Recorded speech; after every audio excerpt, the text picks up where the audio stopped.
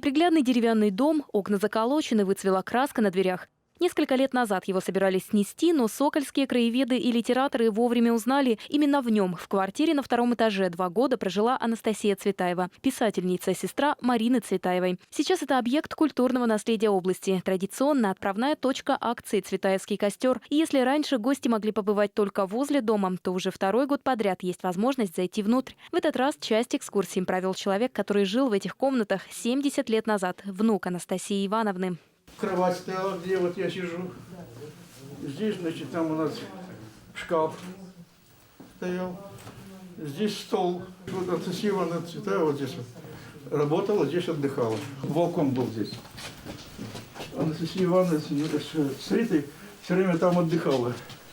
Сейчас Геннадий Васильевич живет в казахстанском Павлодаре. Впервые за 70 лет он приехал в Сокол. Этот город уже в 5-й раз собирает вместе родственников Анастасии и Марины Цветаевых и просто почитателей их творчества. Захотелось посмотреть место все-таки, где была Анастасия Цветаева, что связано с семьей Цветаевых.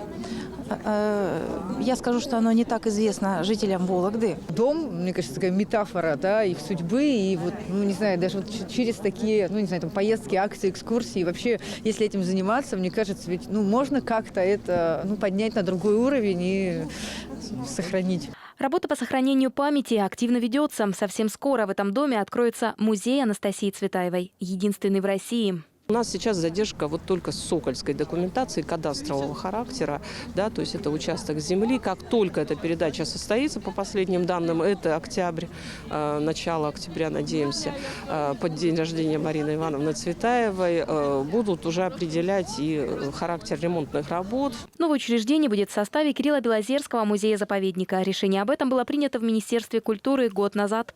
С одной стороны, я считаю, что здание в хорошем состоянии, с другой стороны, здесь достаточно много нужно усилий для того, чтобы создать экспозицию, для того, чтобы вывести здание из того состояния, в котором оно сейчас находится.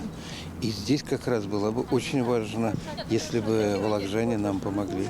Скорее всего, понадобится и помощь волонтеров. Экспонаты передаст внучка Ольга Трухачева. Она тоже по традиции приехала на Цветаевский костер. Акция продолжилась на берегу Суханы, где и разожгли огонь. Каждый год костру гореть, пока вы памятью ранимы. Звучали стихи, песни на слова обеих сестер, воспоминания. Цветаевский костер зажгли почти на неделю. Завершится акция 3 октября. В областной библиотеке пройдет круглый стол на тему «Круг чтения» Анастасии Цветаевой. Татьяна Колосова, Игорь Трифонов, телеканал «Русский Север».